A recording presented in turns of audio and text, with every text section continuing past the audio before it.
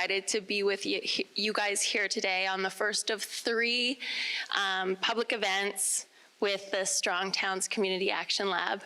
I am grateful and honored that Medicine Hat was chosen as the only Canadian city in the Community Action Lab program.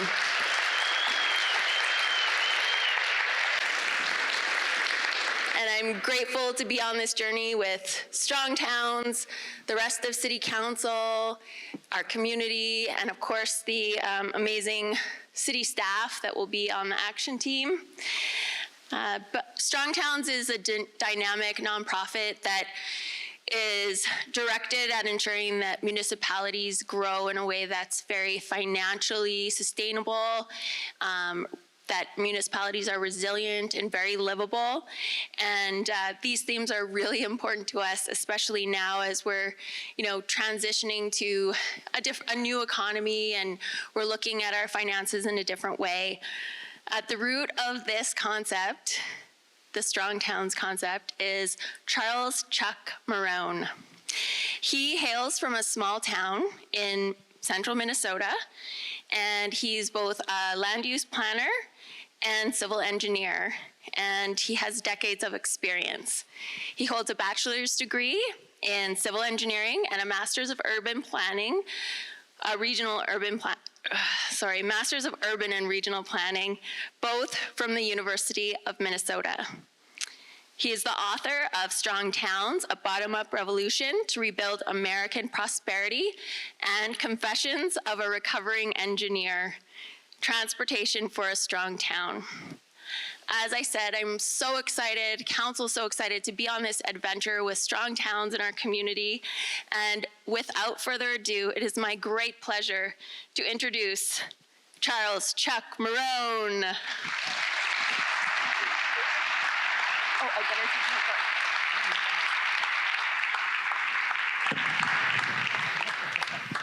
Hi.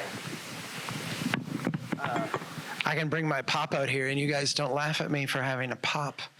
It's like I was in Florida last week and they're like, that's a soda. No, it's a pop. Hi, it's very nice to be here. We had a great meeting this afternoon.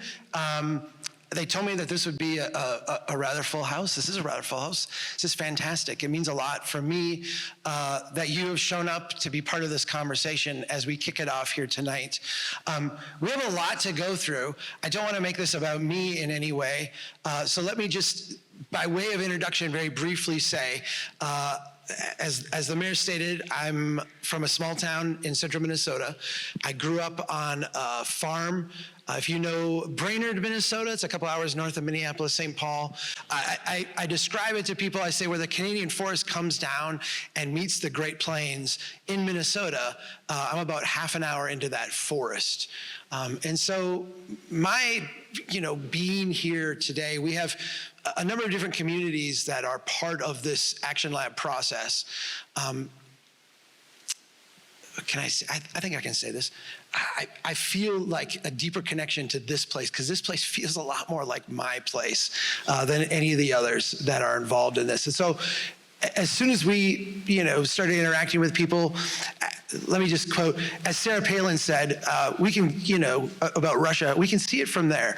I feel this kinship every time I come north of the border. Being a Minnesotan, it's like I just reached a better version of the place that I'm from.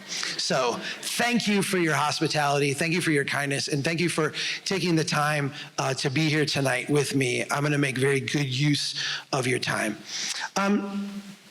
I want to start by talking about what a city is. We all have a different sense of what a municipal government is or what a city is. I want to talk about it through a Strong Towns lens, and I actually want to use kind of the statutory definitions of a city. A municipal government, a city, is a public corporation. We don't often think of it in these terms as a corporation. We think of, when I say corporation, we think of a large business or an international corporation or what have you.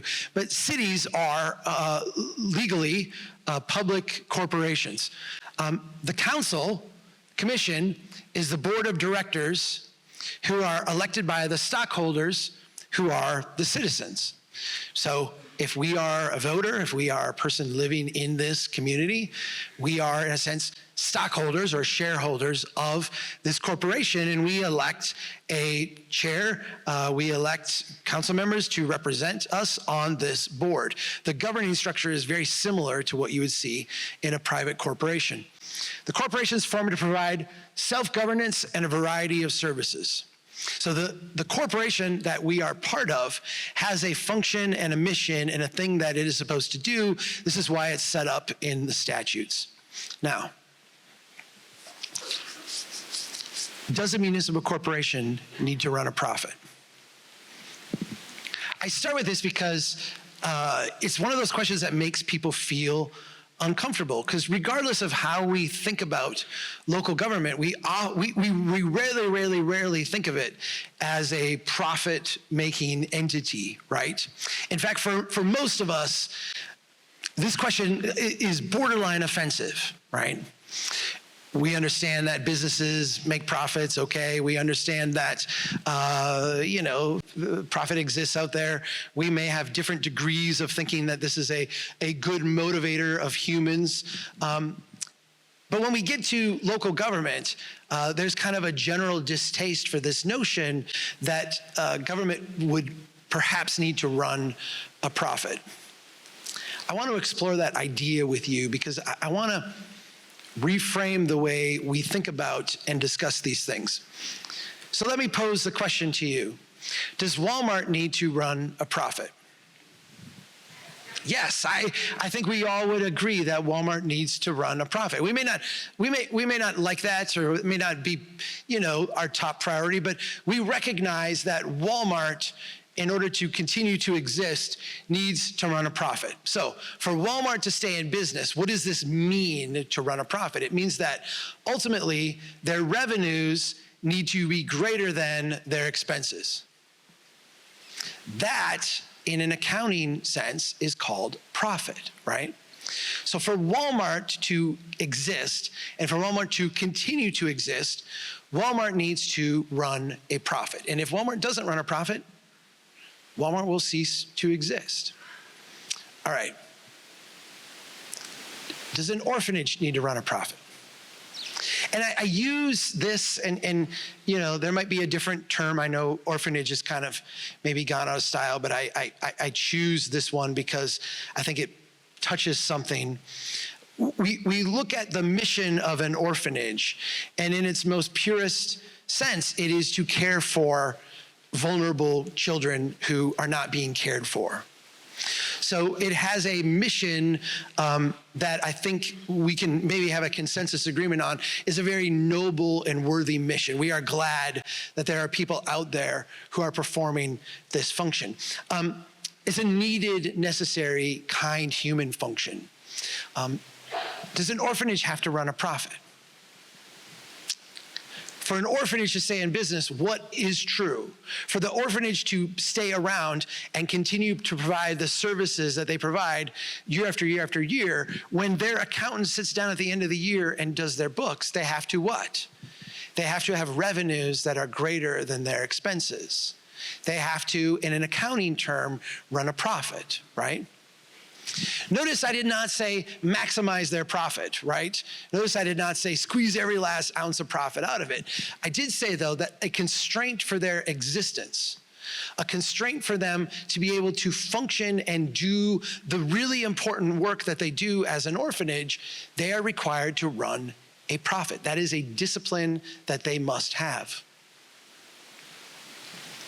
Does municipal government need to run a profit? We all see where this is going, right? In order for us to do the things that we need to do, right, we need to have revenues that are greater than expenses. We need to run a profit. And there should be no dispute about this, right? Well, do that. Again, I'm not saying maximize your profit, right? But you have to have revenues over the long term that are greater than your expenses, or you will not be around. If you are the magic government who can run a massive budget and year after year after year, have it come down to the exact dollar, congratulations. I think you're being facetious. You know what I'm saying here, right? We have to have budgets that year after year produce more revenue than they do expenses. I want to take this discussion to the next step and have us recognize, right? What happens if Walmart doesn't run a profit? What happens if Walmart, year after year after year, actually has more expenses than they do revenue? They might be able to float that for a year, right? They might be able to get by for a year or two. They may be able to borrow some money. There's, very famous cases in the last few decades or 2 decades, 3 decades, where startup businesses or large businesses have been able to bring in investor funds to kind of float non-profitable periods. But ultimately, if Walmart has successive years where they do not run a profit, where they have more expenses than revenues, what is going to happen to Walmart? They're going to go out of business. They're going to cease to exist. Stay with me. Yeah, I have actually said that.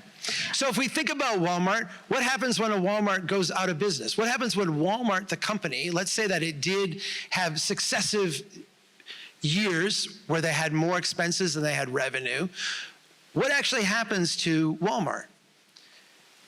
Do the people of Medicine Hat who get toothpaste and toilet paper and what have you at Walmart no longer get to consume those goods? No, of course not. What happens? In the marketplace, someone else comes in and provides those things in a different way. Walmart's assets are sold off. They go through some form of bankruptcy, and that balance sheet is ultimately resolved.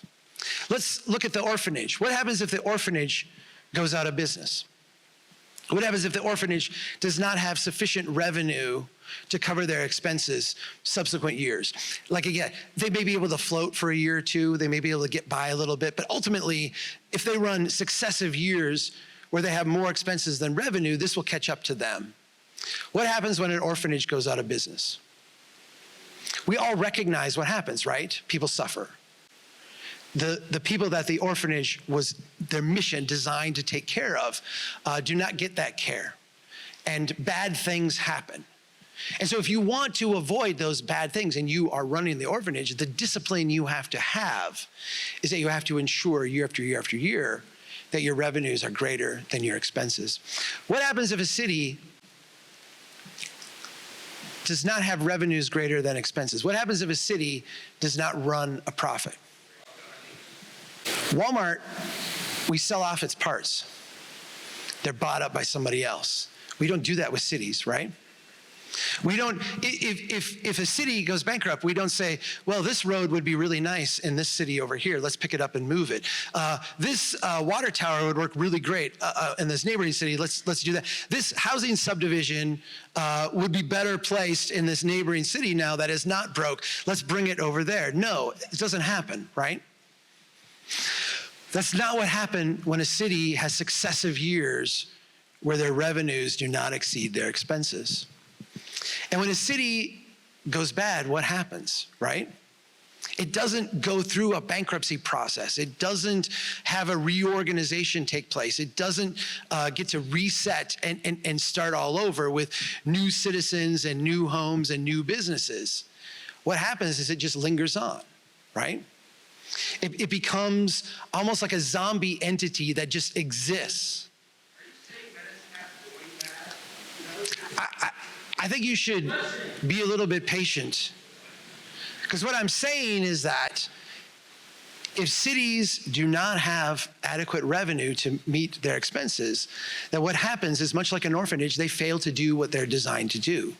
They fail to provide the services. They fail to provide the roads and the streets and the sewer and the water and the police protection, the fire protection, and all the things that we come to expect from local government. They provide that in an inadequate way. Can we all agree on that? That this is the consequence of not having revenues that ultimately exceed our expenses. And this is a reality that cities have to run a profit. Cities have to exist in a state where they have greater revenues than they have expenses.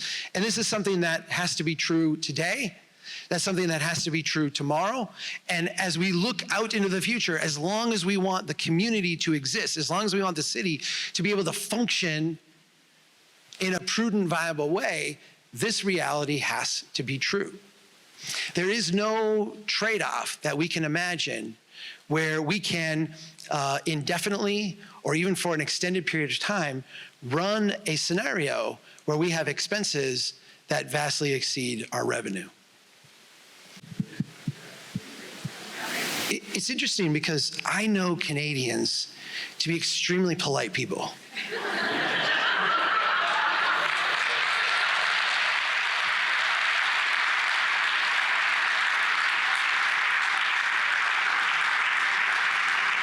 So we will have plenty of time for Q&A at the end, like plenty of time. And I am also going to be here tomorrow. I'm not going anywhere. We're going to come back multiple times. I'm available by email, by phone. So cut me some slack here. No, it's good.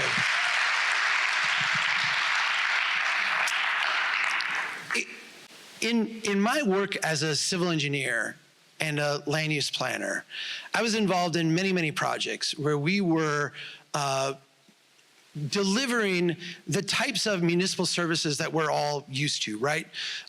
Creating new subdivisions for new homes, new businesses, providing sewer, water, roadway, drainage systems, all the stuff that is like the bread and butter of municipal development. This is what I did for about 2 decades. And I was very proud of the work that I did. I said this today, so I think I can say it now again. My wife and I met in junior high and dated through high school and college. When we got done, we moved back to our hometown. And I still live there today. I care deeply about this place. I have 2 daughters that are in high school now. They've grown up in the same community. They're going to go off to college. And there's a part of me that hopes they will ultimately find their way back to the city that I care deeply about. When I was doing the work of an engineer and a planner, I believed very deeply that my efforts, my energy, my work was making my city a better place. That as I was going out and designing these things and we were growing and I was part of that, that what I was doing was facilitating these great investments that was making my community stronger, more successful, wealthier, and better off. For a variety of reasons, I started to question that thesis. I started to question that belief. And I began that questioning by modeling developments that I had worked on, that I had been part of. For example, this is a little residential subdivision that I worked on. This is, for those of you that don't speak map, I apologize. I'm an engineer. I got to show some maps that are geeky. This is just a dead-end cul-de-sac with residential homes along it. Very, very simple. No through traffic, no commercial traffic, just a dead-end cul-de-sac serving residential homes. When I worked on this project, the agreement that the city had was that if the property owners who lived along this road paid for half the cost of the road, the city will pay the other half the cost. This is one of those pro-growth kind of things where the city said, you know, you go out and pave it, we'll pay half, you pay half. I looked at the cost to the city, the cost to our municipal corporation, and I balanced that against the amount of revenue that the city was collecting on these properties. And I said, how long is it going to take the city to recoup from these property owners the amount of money it will take to ultimately pay their half the cost? The answer was 37 years. Now, the road's not going to last 37 years. At some point, someone's going to have to pay to go out and fix that road. It's not the people in this subdivision because their taxes are going for almost 4 decades just to retire the initial investment that the city made in their subdivision. Here is another development I worked on. I worked on the rehab of this one. This one was actually built in the 1980s. When this one was built, the developer went out and put in all the homes, all the commercial buildings, built all the infrastructure to the community standard. When that was done, of course, that infrastructure was, in a sense, donated to the city. The city took over the maintenance of that as part of the project. If you look at this, you'll see there's a closed loop system, dead end cul-de-sac. Again, there's no through traffic, commercial traffic. There's no like extra things going on here. The only reason this road exists is to serve these property owners that live along it. When this was built, the developer, I said, paid all the costs. Those costs, of course, were rolled over into the sale price of the homes and their valuation. People assumed mortgages. They've been paying on those. They also have been paying their taxes to the city under the idea that when the road falls apart, when the infrastructure falls apart, the city will go out and fix it. That's the covenant we have. The project I worked on was the fixing it part. The road had fallen apart. The city went out to fix it. The cost was $354,000. I asked the question, based on the revenue that we are collecting from the people who live within this development, again, the development wouldn't exist but for those people, right? Like this is the whole reason it's there. Based on the revenue we're collecting from them, how long is it going to take the city to recoup that cost of maintenance? The answer was 79 years. I then asked the question, okay, because that's an absurd length, the road won't last that long. What if the city wanted to try to recoup between now and the time the road fell apart, the money that it would need to actually go out and fix this road? What would that mean? It would mean an immediate 25% increase of taxes. 25%? 46%. I'm sorry, getting my numbers mixed up. 46% increase in taxes across the board. And then 3% over inflation increase for each of the next 25 years, with all that money going just to maintain the roadway. The sewer, the water, all the underground stuff, like vastly more expensive. This is just the road surface. Now, in my early exploration of these things, I would share my findings with my fellow engineers and fellow planners. And I would say, this is what I'm finding. What are you seeing? And one of the things that people kept coming back to me is okay, Chuck, we know we lose money on residential. That's a given. We make it up on commercial. That seemed absurd to me. I don't know any corporation that just says, okay, we're gonna lose money on 90% of what we do and we'll make it up on the last 10%.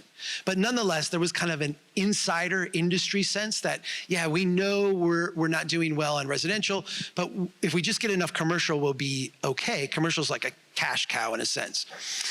This is a business park, one of those build it and they will come kind of investments.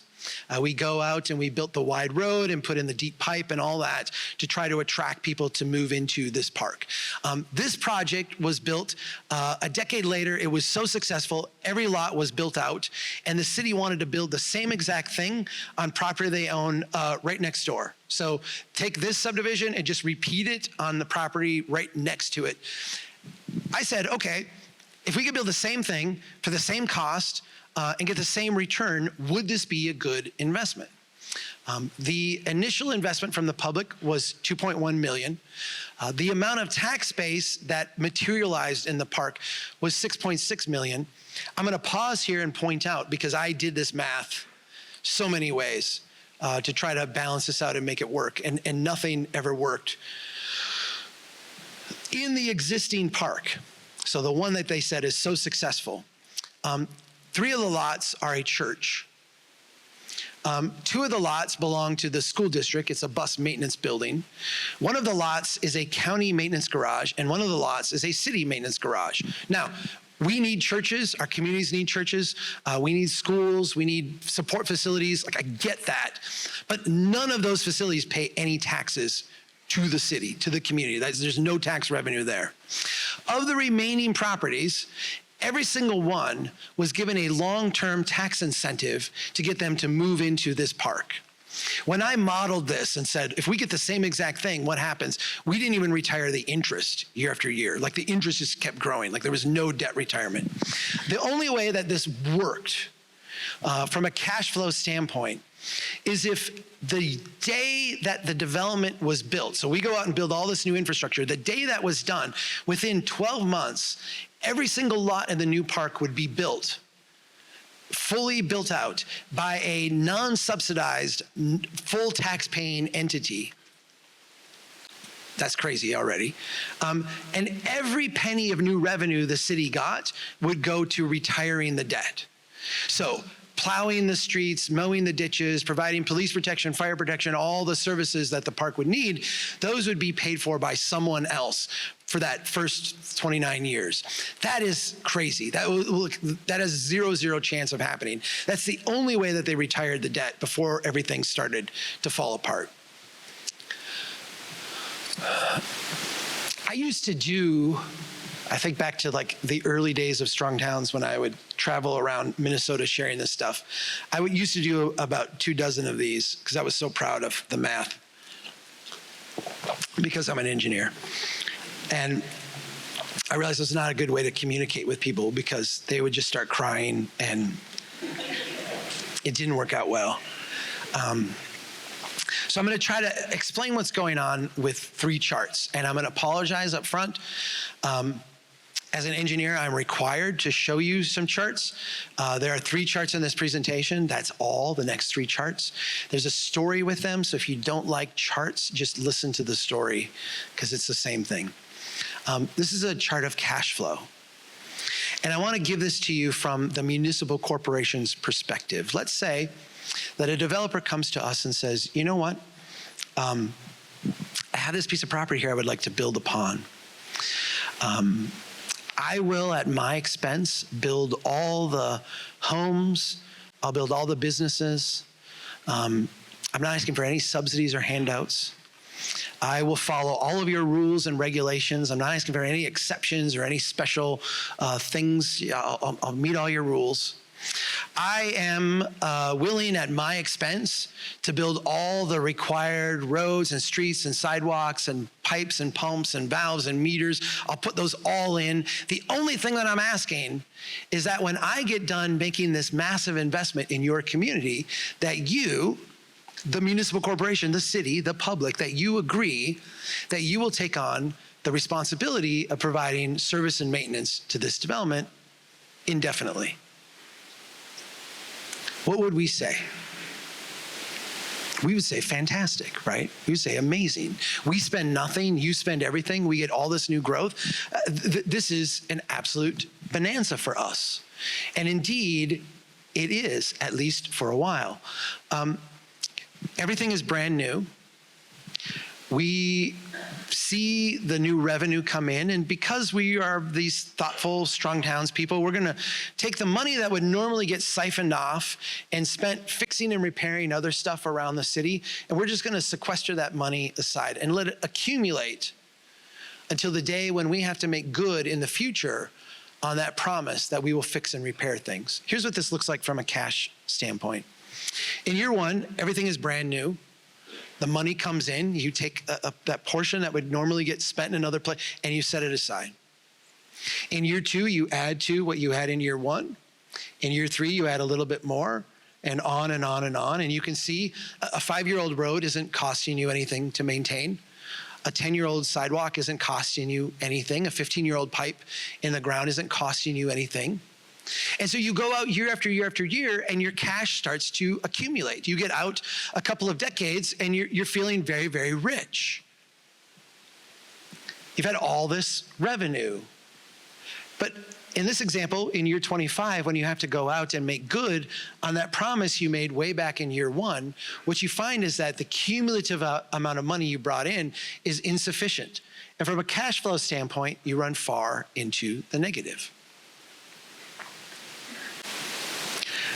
What do cities do when they have financial trouble? Someone earlier said they raise taxes. They do that, but that is not the first thing they try to do.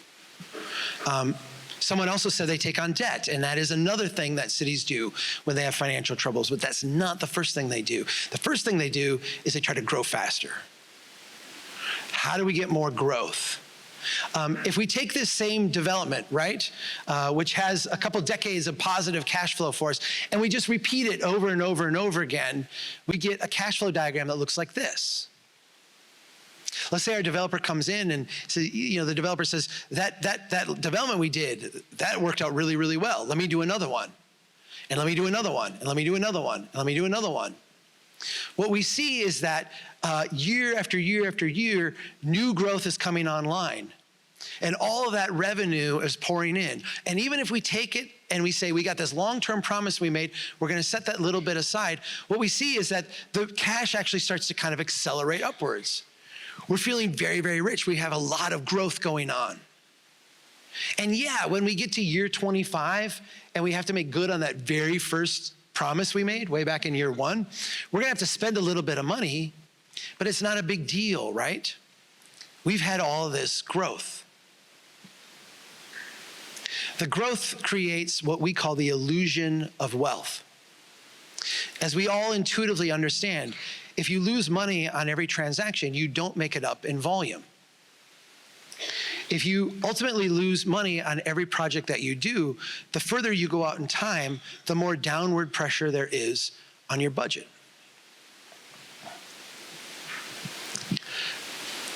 When we interact with cities, we see very good people trying to do very reasonable things in a model that provides all the illusions of wealth and prosperity in the short term, with all of the cost and drag of reckless, irresponsible government over the long term.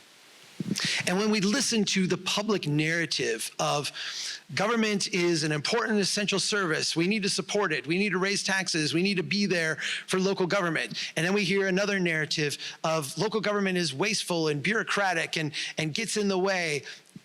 The reality is that both of those narratives are true at the same time in many, many ways. We have been very successful in growing our cities along a model that gives us an illusion of wealth today in exchange for enormous long-term liabilities. And we can look back at the places that were most successful in the decades immediately after World War II and watch them be the most struggling places today. At the same time, we can look at the places that are having their moment in the sun right now, where they are growing very robustly, and recognize the illusion of wealth that is taking place in those places. I want to talk about this shift. I want to talk about this transition, because we're here tonight to share ideas with you. We're not here tonight to point the finger of blame.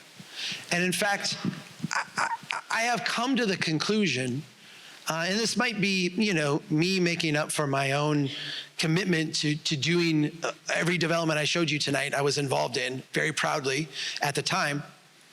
I have chosen, and I think we all should choose, to see the most generous intentions of others when it comes to this conundrum we have today. I want us to put ourselves in the mindset of people who lived during the Great Depression. And I'm going to apologize here a little bit if this narrative that I'm going to give you now is a little US-centric. I am aware of many great things Canadian, but not as deeply nuanced as I am the American experience on this. My grandfather grew up during the Great Depression. He was a Marine in World War II, just to give you a sense of his age. He was the first group into Nagasaki after the bomb was dropped. So his childhood was right in the middle of the Great Depression. I remember talking to him, and he told me how he was more fortunate than most during the Depression. And then he described to me what he did. He wasn't able to live at home. It's a complicated, messy story, as many of our stories are, complicated and messy. He wound up moving in to a neighbor's house. The neighbor let him sleep in the barn and fed him, and then he worked the farm. Again, he said he was very lucky, and again, I'll just say, this is in Minnesota. Sleeping in the house in Minnesota today is cold. Sleeping in the barn must have been extremely cold. I put myself in the mindset of my grandfather because I try to recognize the dissonance or the kind of craziness that was the Great Depression. If you study the Great Depression, Economists at the time had no consensus on what caused it. Even today, you can go read economists over here who will say, here's what caused the Great Depression. And you're like, wow, that makes a lot of sense. And then you'll read an economist who says the exact opposite thing caused the Depression. You're like, well, that makes a lot of sense too. The reality is we don't even agree today what caused the Great Depression. Back then, they had no consensus agreement. It was the breakdown of a complex adaptive system. It just stopped working. More importantly than that, they had no idea how to get out of the Great Depression. Again, the experience in the United States was Franklin Delano Roosevelt and the New Deal.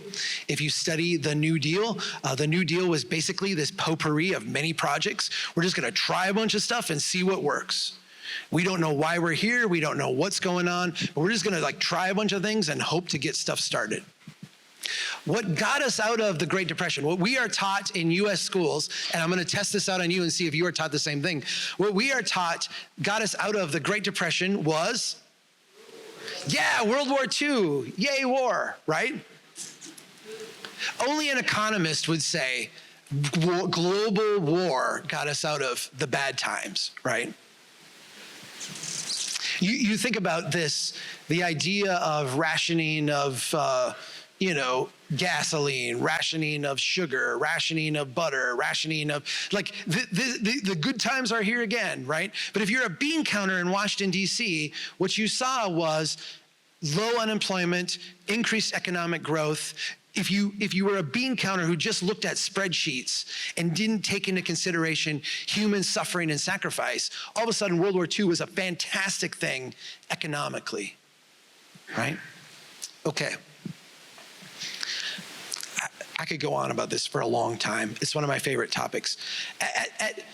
Yeah. I think I just went out of turn in my presentation. I mix this up all the time, and I think I just told a story that I was gonna tell later. So I'm gonna finish it now. And then we're gonna come back to what is next.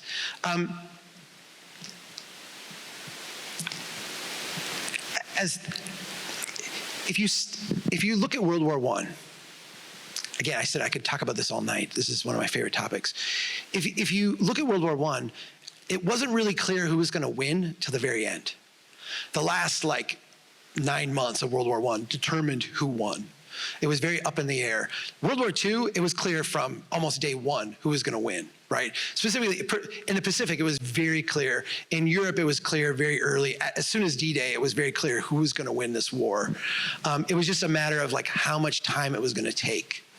The politicians around FDR, everybody close your eyes. I'm gonna skip ahead 3 slides, or 4 slides, and then we're gonna go to, right here. The politicians around Franklin Delano Roosevelt, the economists, started to freak out. Remember economists? Bean counters, yay, war, we don't care about human suffering, we're just glad that GDP is growing, those people. As the end, you're an economist? Sorry. I'm sure there's a nice one somewhere. As we were getting near the end of the war, the economists started to freak out because they said, as soon as this war ends, we're gonna demobilize all these troops, we're gonna shut down all these industries, and we're just gonna go right back to the depths of the Great Depression. It's just gonna be Great Depression Volume 2, right? That's not what happened, is it? What happened is we started to do something fundamentally different. We started to build our cities in a very different way. And I think it's important for us to recognize the experiment in economic growth that this represents. This was a generation that had been through war, had been through depression, recognized that if they could grow an economy very, very quickly, they could avoid the pain and the suffering that they had been through. And so they created a system that was designed at its essence, at its core, to grow very, very quickly. Can you all hold that thought? Yes, thank you. You're so encouraging. I'm gonna back up now because I can do this in any order. I just screwed it up this time. Apologies. I like the story in whatever order we do it, but I did it this one a little bit different.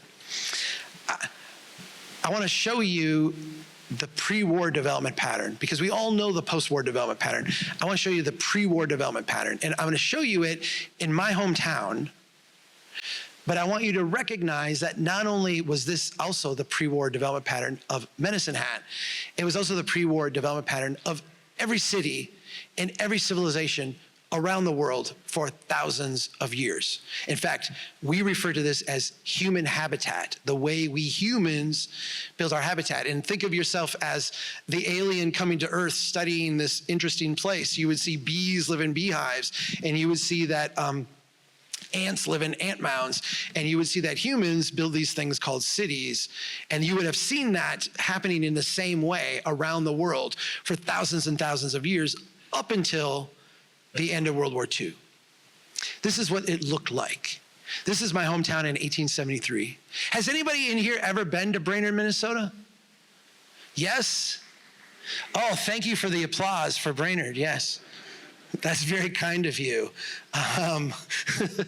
Here, I always travel with my Brainerd, Minnesota glass, because I do love this place and I'm a booster, even though it doesn't routinely love me back. This is what it looked like in 1871. And I want you to recognize what this is. Some people got off a train in the middle of nowhere. They planed out some wood. They threw up some pop-up shacks. And they basically built the first iteration of a city.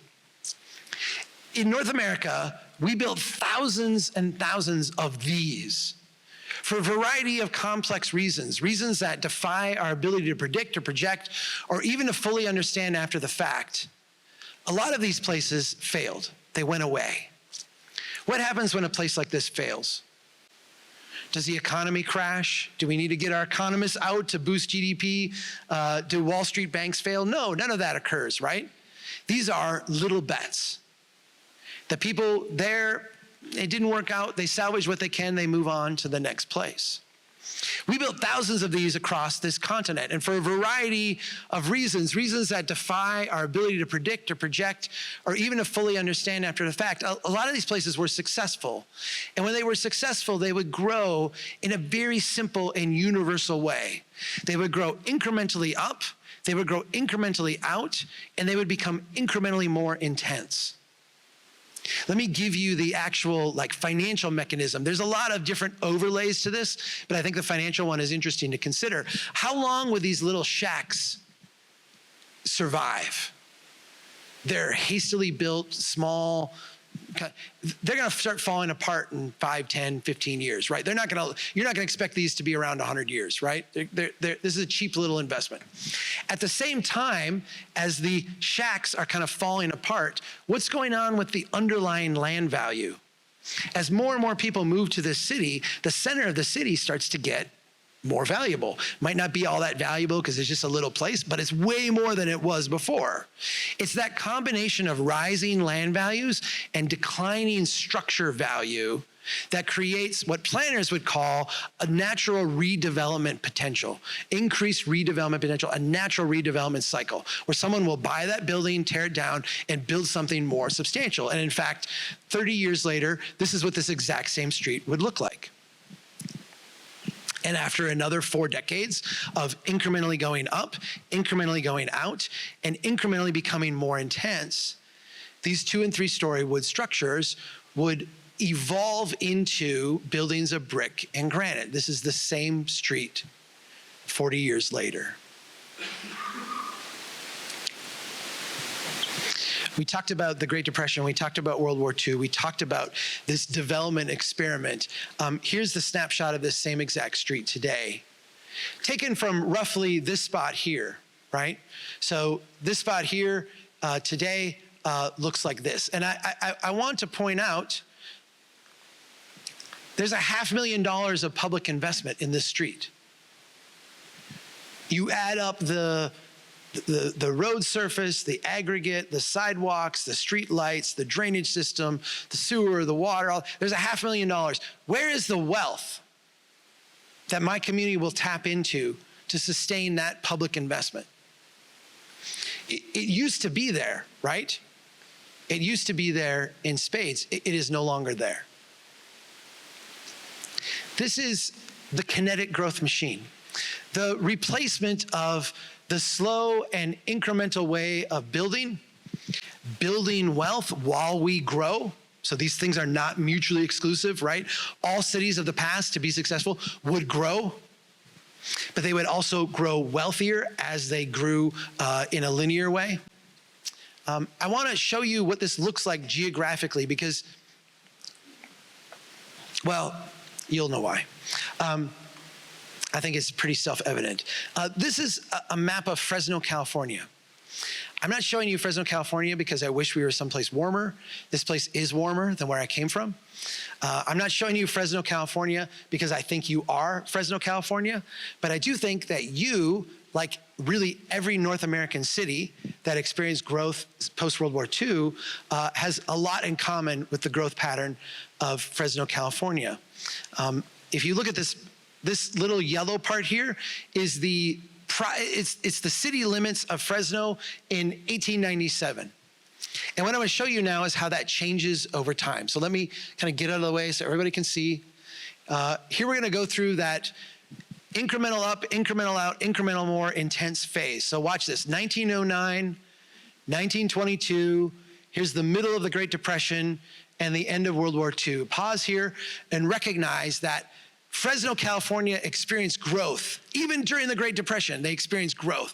Horizontal growth on the outskirts of town, while the middle of town was thickening up and becoming more productive, seeing those single-story buildings, those little bets converted into stuff that was more substantial, building their community wealth as they grew. Now, we have the generation that went through the Great Depression and World War II, reached the end of the war. We are nervous about sliding back into depression. We reconfigure our development approach and turn our cities into kinetic growth machines, machines of growth.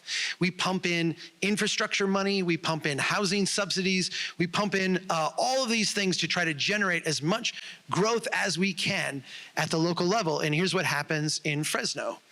1958, 1970, 1983, 1995, and there's 2010.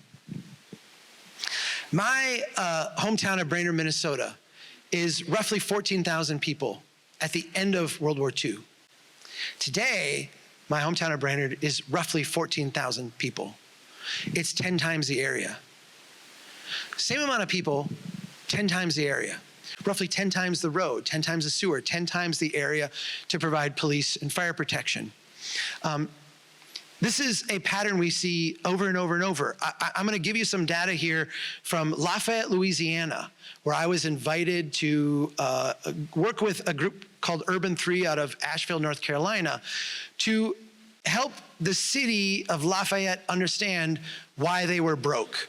The city of Lafayette, for those of you that don't know the U.S. and our political disposition all that well, the city of Lafayette is in Louisiana, which is a very conservative, fiscally conservative state, and Lafayette itself is a very fiscally conservative place within that state.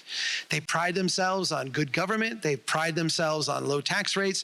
They pride themselves on robust economic growth. Yet they had a road backlog of over $50 million, which was 25 years of their road budget.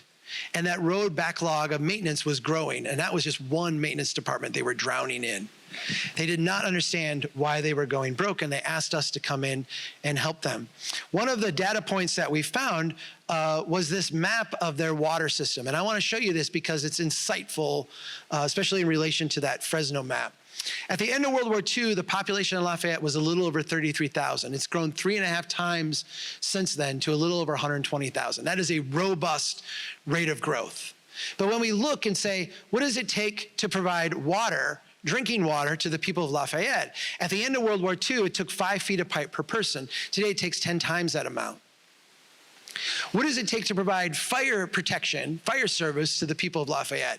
At the end of World War II, it was 2.4 hydrants per 1,000 people. Today, it's 21 times that amount. Now, I get it, and I understand, and I want you to know that I understand this.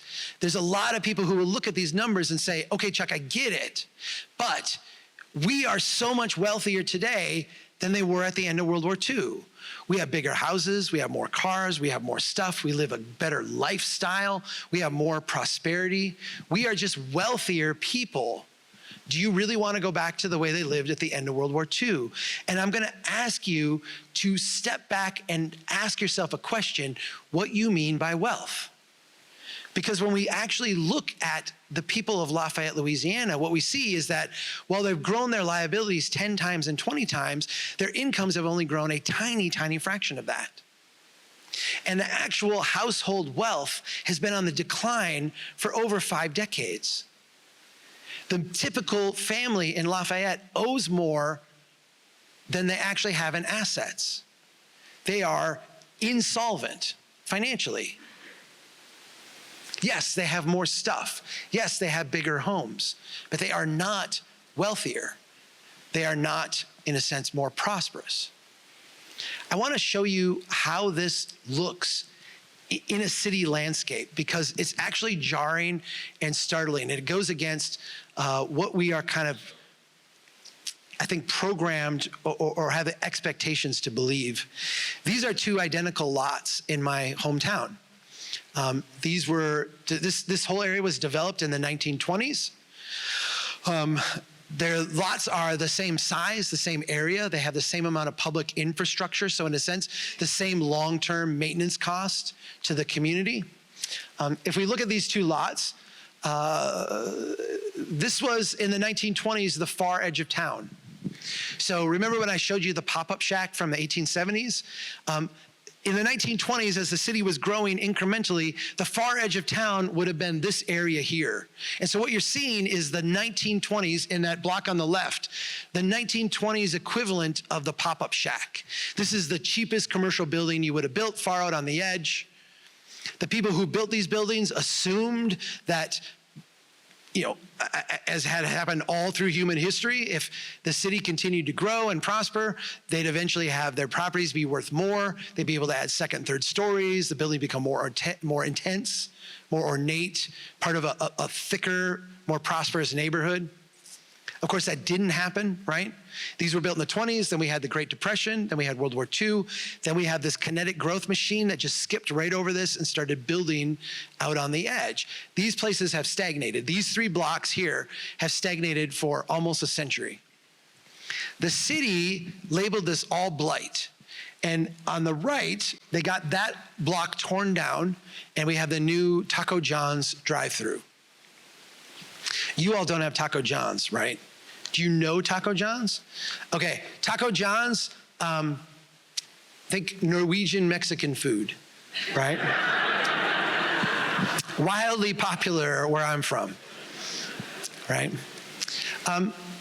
We were really thrilled to have this, not only because we like Norwegian Mexican food, but because this development met every checkbox on our list of desires, right? We got rid of blight. The building we've got now meets the building code. It's got a commercial sprinkler system. It's got an ADA compliant bathroom. We've got ample amount of parking. We can get that on-street parking away so the traffic can flow more smoothly. It meets the sign ordinance. The environmental people showed up and said, would you put native plants in the stormwater area? So they did that. The bike walk people showed up and said, would you build a sidewalk? So they did. The sidewalk ends right there, but they got that little stretch, right? As we go through and develop, we checked every box. Everybody was thrilled about this removal of blight and building of something new. Here's what nobody bothered to look at. That old blighted rundown block, add up all those properties in that block, $1.1 million. That shiny new taco joint, the brand new thing, on the day it was built, same size area, same amount of public infrastructure, same cost to our municipal corporation. The revenue on it, the value on it is only $600,000. Understand what you're looking at. You're looking at, on the left, the traditional pattern of development, the way that our ancestors around the world for thousands of years built their cities. You're looking at that pattern in its infant form after almost a century of decline and neglect, and it still financially outperforms the stuff we're building brand new today. And it's not even close. It's not even close. And everybody in this room knows the trajectory of that taco place, right? 2 decades from now, there'll be a new taco place up the road. This one will be a used car lot, right? A few years later, we'll be boarded up. We'll be seeking some type of tax subsidy to get it renovated in some way. We've all been around long enough to see this. On the left, you have a development pattern with minimal downside, but lots of upside potential. On the right, you have a development pattern with minimal upside potential and a downside that can literally go to zero. This is a really compelling case study, and I want to show you, I've not cherry-picked this. We could go to any community, identify many, many, many situations exactly like this. In fact, what I'm going to show you now is a series of maps put together by a group called Urban 3 out of Asheville, North Carolina. I mentioned them earlier in the Lafayette example, and we're going to get to Lafayette here again in a second. What I'm going to show you right now is a map of financial productivity. If you think of a farmer going and spreading seed across a field, the parts of the field that grow up the most robustly, that's the part we would say is the most productive, right? That's where you get the most bushels per acre, or however you measure productivity. So I'm using acre because I'm from the US. Hectare, I can't even say it. Like it's like a Greek, sorry, you'll play along with me, right? So the question that we have here is, what's the most productive part of the city? Where do we get the most value per acre? And this is a map of Buffalo, New York. I start with Buffalo, New York, not only because I have a soft spot for Buffalo, but because Buffalo is one of these cities that has really suffered post-World War II. In fact, they have lost population every single year since the end of World War II. It's been a steady downward decline. Buffalo has seen tremendous levels of disinvestment, tremendous levels of decline. Yet, when you look at Buffalo and you say, where are the most productive parts of Buffalo? Can you point to the pre-Great Depression development pattern? Can you point to their core downtown and their surrounding neighborhoods? It's all this stuff right here. And not only, despite the decline and the neglect, is it a massive repository of wealth, it absolutely outperforms everything that we build subsequent. This is a pattern we see repeated over and over and over again. Every place we look, we see the same kind of thing. When you have pre-Great Depression development patterns, that incrementally assembled style of development, you see tremendous financial wealth. Everywhere you see the post-war pattern development, the further you go out from that year 1945, the less financially productive it becomes.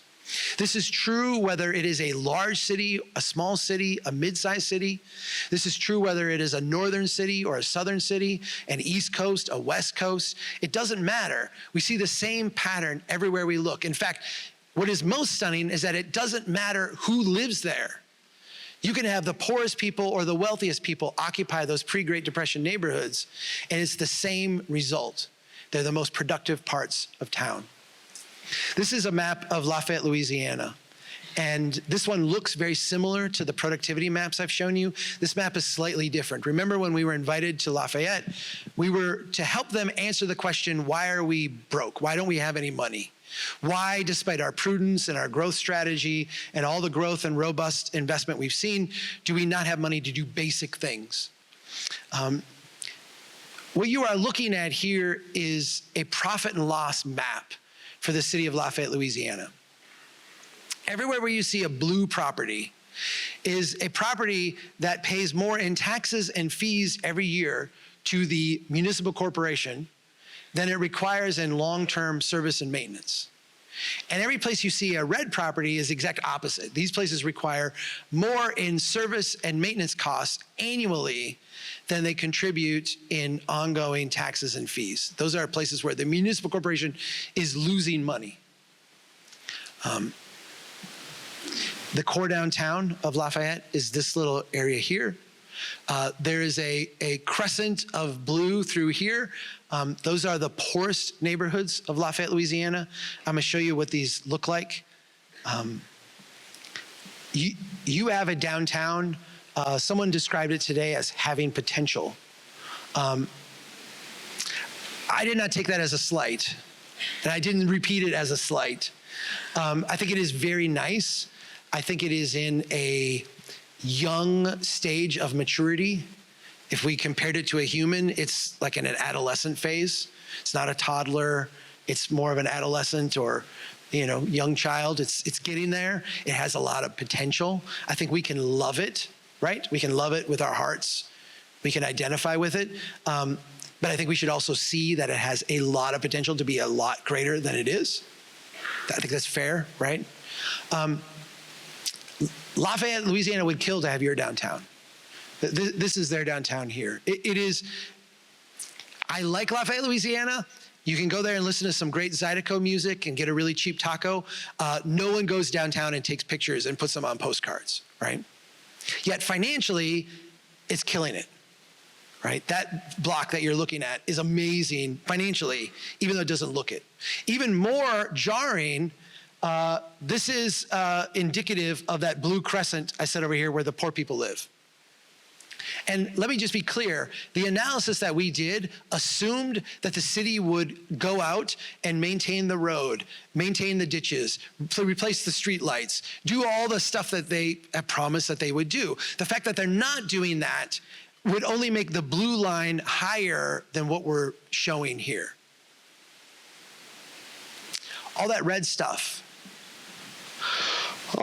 is the stuff that we're very familiar with, right? It's the mall, the big box stores, the strip malls, the drive-through franchise restaurants, the windy cul-de-sac streets.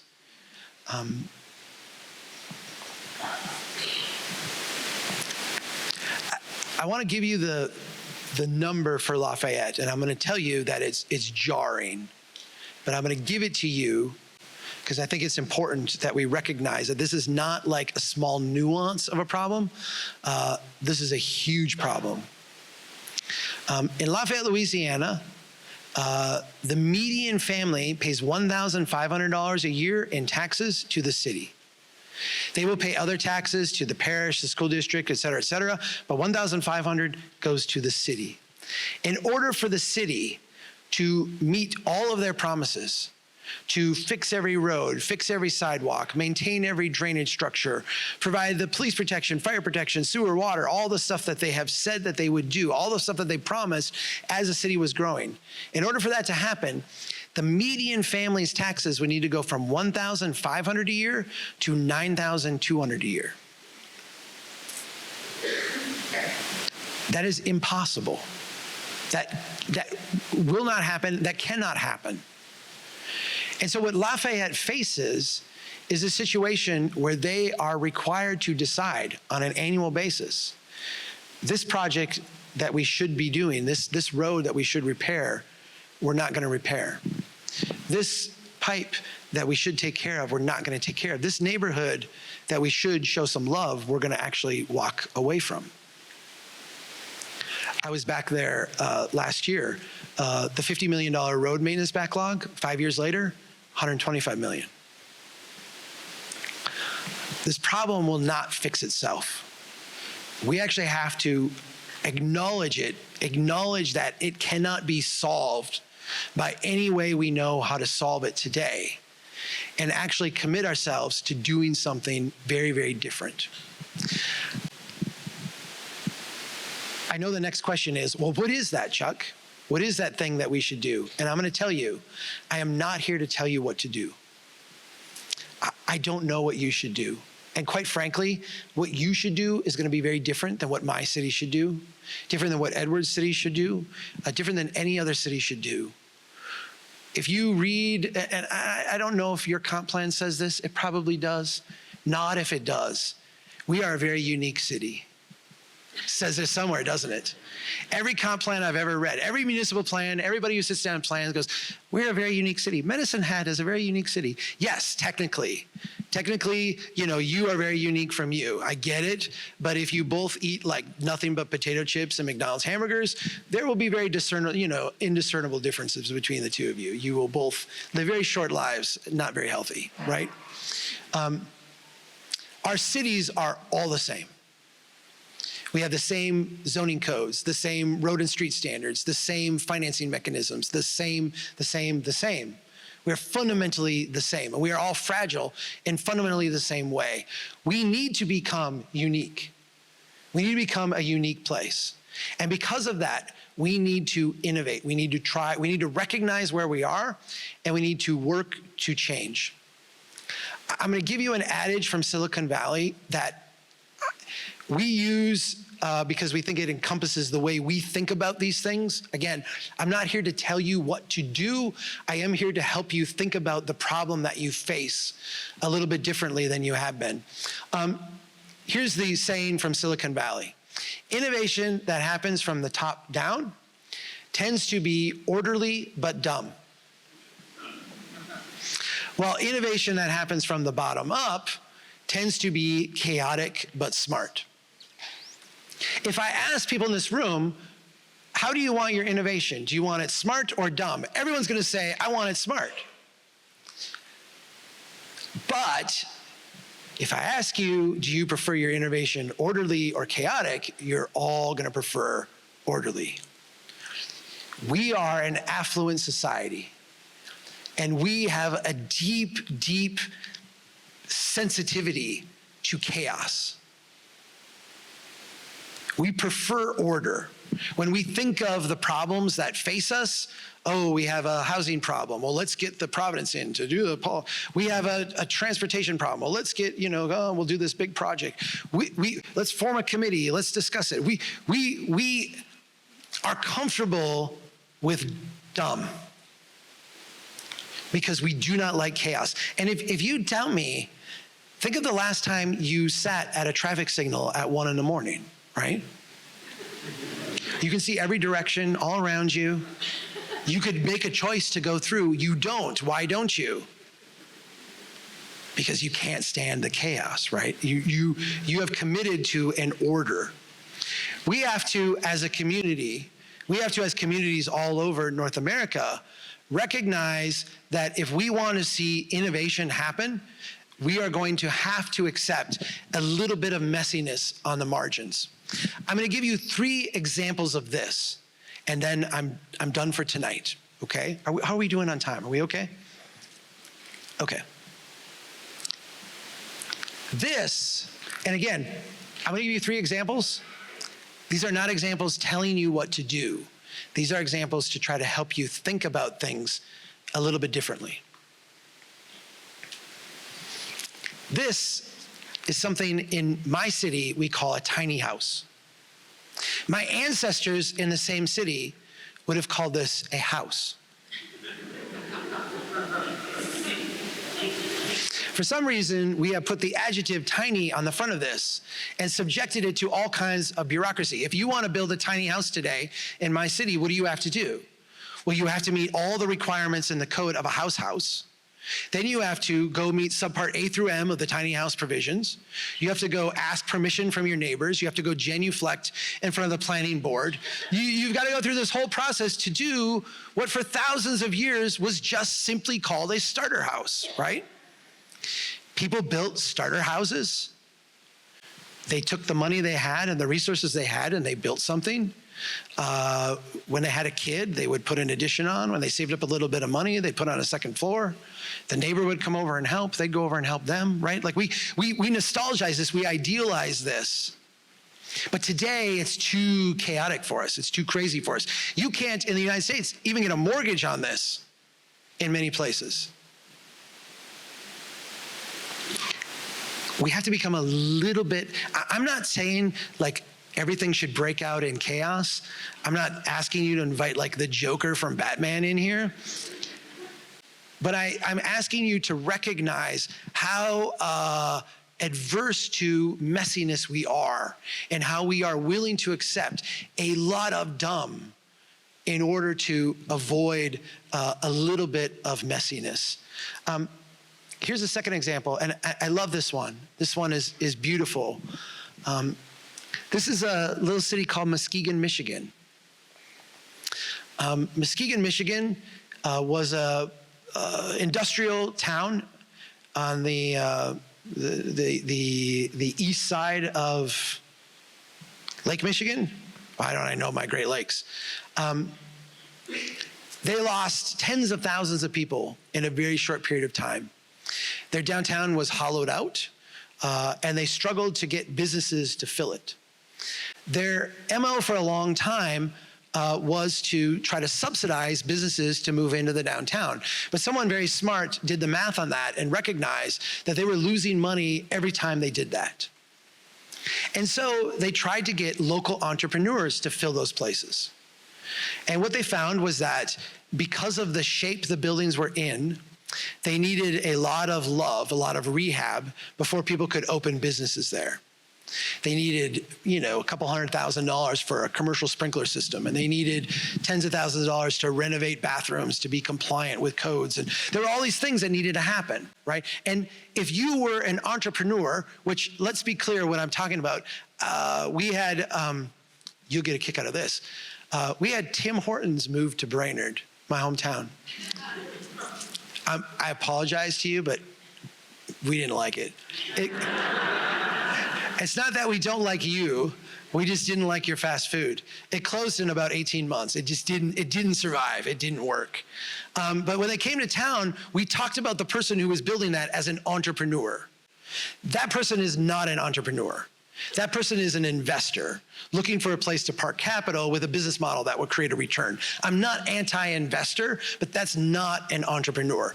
An entrepreneur is a crazy person who doesn't know they can fail, right? They have an idea, they have a passion, they don't recognize that they could fail, and they're willing to, I'll borrow whatever, I'll do whatever, I'll put my heart and soul into this. That's an entrepreneur.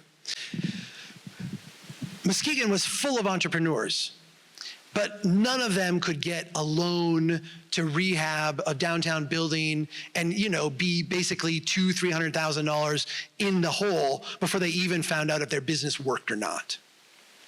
So what Muskegon did is they said, we're going to lower the bar of entry. We're going to have a little bit of chaos, a little bit of messiness to try to give our entrepreneurs a step up. They went and bought a bunch of storage sheds.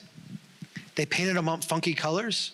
They had a gap in their streetscape, and from an urban design standpoint, if you're trying to get people to walk in a downtown, a gap in the streetscape will prevent people from walking. It's one of those like mental things. If you're walking along and there's a big gap because there's a big parking lot, people will see that as anti-space and they will tend to avoid it. If you ever go to Disney World and you see like there's no gaps in the streetscape, it's because they're trying to get you to walk places, right? They're brilliant urban designers. Same thing goes for our cities. They recognize that, so they put these storage sheds in there and they rented them out really, really cheap to upstart entrepreneurs. $70, $80 a month, no long-term commitment. Come in, try your business. If it doesn't work, you can leave, whatever. These places are always full. I was there. There's so much energy oozing out of them. You walk by and there's people there just trying things, excited about their business, right? Crazy people who don't know they can fail. They're passionate. But if you keep walking, you get to the core downtown, and guess what the core downtown is full of? It's full of businesses now. And a lot of those businesses are people who got their start, did proof of concept when the stakes were very, very low in those storage sheds, and got to the point where they could show a revenue stream and a profit margin and a way to make money, and they could go to a bank and legitimately get a loan, and it wouldn't be a loan that would put them in hawk for the rest of their life. It was a loan that their business could now pay off.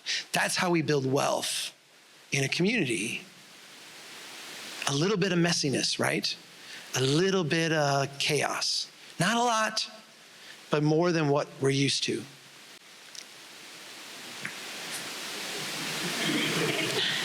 Yeah, there is as a young planner, as a young engineer, let me stick with the planner's vibe. As a young planner, there were many times where I would have to go to a city that I was working with and say, we need $4,000 to do this study in this park because we're gonna do this and it's gonna, be awesome. And the city council would say, what, you're crazy? Like, can you do it for $2,000? And I'm like, no, I'm already no, like, and we'd go back and forth, and it'd be this, 45-minute discussion about whether we should invest in a study about this park. I remember this happened to me like 3 times. And inevitably, later on in the agenda was the engineer who would come in, my former colleague sometimes, and they would say, yeah, we need $250,000 to do this study run this pipe out here and do that. They'd be like, okay, yeah, approved, gone. And I'm like, I just want like the pocket change from his study. We are very comfortable with the big project. We are very comfortable with the vision of going out and building that brand new large thing. 7-figure projects, 8-figure projects, they might not sit right with us. You might be like, oh, the city is so prolific. They're just spending money. But we all understand, it's going to cost $10 million to fix that road. Yeah, I guess, that's the cost of doing business, right? We are, in a sense, insensitive to it. I talked to my dad once, though, about this project I was doing to try to get bottom-up investment. And round 1 of this project was to go give $100 to 20 different people and say, go out in the neighborhood and do something cool. This went somewhere. It was a contest, and ultimately the winner got like $5,000 to go out and do something cool in the neighborhood. But it took a few rounds to get to there. My dad, when I told him about the first round, he didn't even let me get to the second and third. He just interrupted me. He said, that's the stupidest idea I've ever heard. And I'm like, what do you mean, Dad? He's like, someone's just going to take your money and go out and like put Christmas tree lights on their house and say, look, I made the neighborhood nice. And I said, yeah, Dad, like that person doesn't go on to round 2. That person was a loser, and I'm not going to give them more money. We get this in the business world.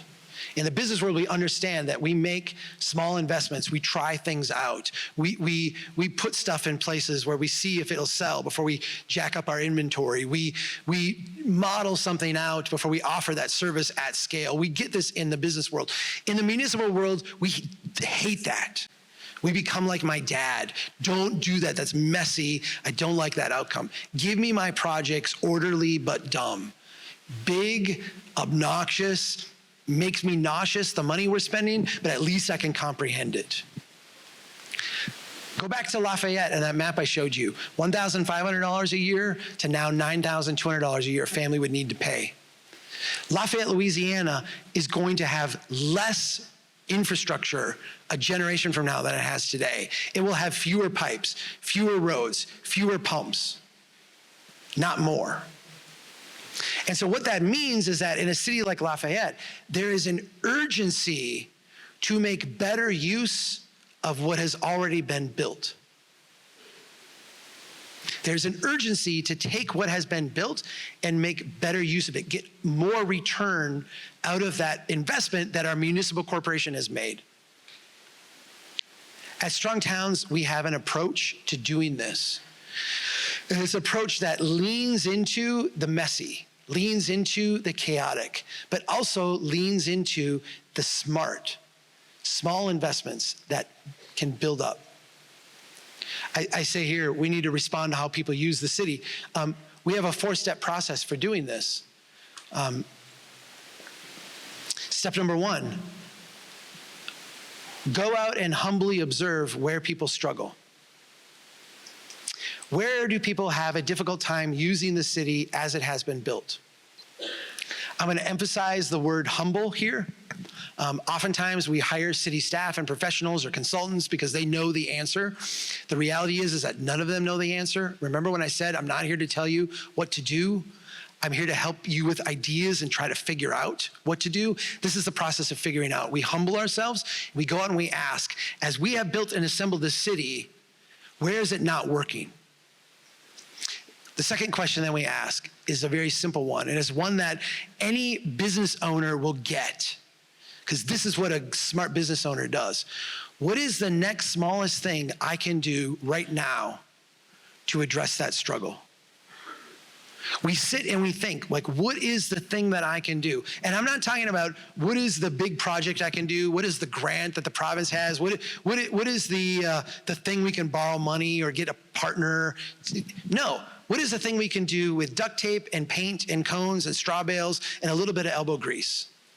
Because we don't know if this is going to work or not. We're just going to go out and prototype, try it out, see. Step number 3 then, go do that thing. Do it right now.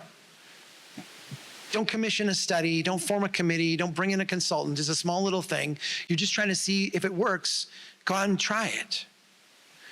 And then step 4, repeat this process over and over and over. We have seen cities as small as 500 people, as large as New York City, try this approach to massive success.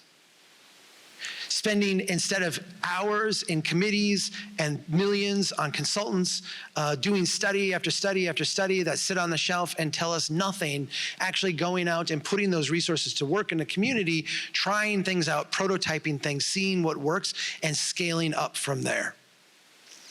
Again, this is how every smart business operates. This is how every entrepreneur that has been in business for any appreciable period of time does things. Our municipal corporation needs to be able to embrace this kind of messiness to get at the smart. And if the people in this room want to see smart, you have to stand up and be willing to defend that little bit of messy that it's going to take to get there.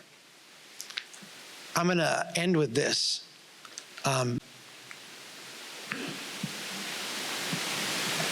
It's a simple Venn diagram.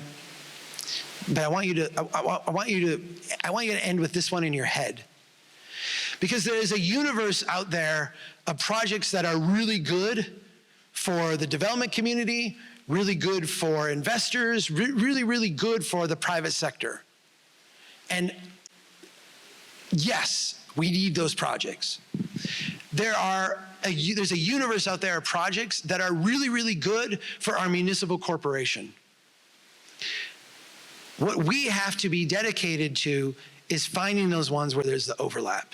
There's a lot of overlap. There's a lot of overlap. It might not look like the things you're used to. It might look a little bit messier. It might look a little more chaotic, but there's a huge overlap there.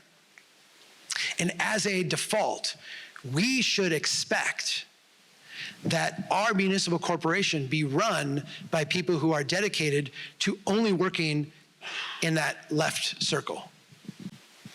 Because if we want to do good, if we want to have the promises and commitments we make respected, if we want to be able to provide the services that the community expects and desires, if we want to be able to have stable tax rates, if we want to be able to do the things that we all expect, and I'm gonna put this in very personal terms that I heard someone speak of today. I have these 2 daughters I mentioned earlier. I would love them to move back to my hometown. In many ways, my hometown lacks the resources to make that an inviting proposition for them. I know many of us in this room tonight have kids, have family that we would like to be able to look at this community and say, I see a future for myself that is better than the one I have today. I want to commit to this place because I see that future and that potential. We slowly rob ourselves of that potential when we don't work exclusively in that left circle. I am very grateful for all of you being here tonight, committing the time and the energy to being part of this conversation. This is a long engagement that we are doing here. We are going to be coming back multiple times. We're also going to be working with a leadership team and an action team to share these ideas in the community. We're going to do some questions now. I want to thank you for being polite Canadians. I also want to just ask you, if any of this has resonated with you in any way, it doesn't have to all resonate with you. It's a lot to take in. I typically find that it takes 42, 78 hours or 48, 72 hours for people to start to digest it and then they come back with questions. You can go to strongtowns.org/medicine hat, get signed up for our email list. You can also submit questions there. Edward, my colleague down here in the front row, we have a team. We are ready. You all are our highest priority. We're ready to respond to you. We're ready to have this dialogue. If this conversation tonight is meaningful to you, I'm going to ask you to do one thing, and that is share your reactions with someone else. Tell someone else about this conversation. Share it in your words, share it in your insights, and help us have this ongoing dialogue. Again, we're not here to tell you what you should do. We're here to kind of open up the conversation and kind of lead you through a process to help you figure out how you're going to respond to this very difficult set of challenges, but respond to it in a way that is uniquely Medicine Hat. So thank you very much.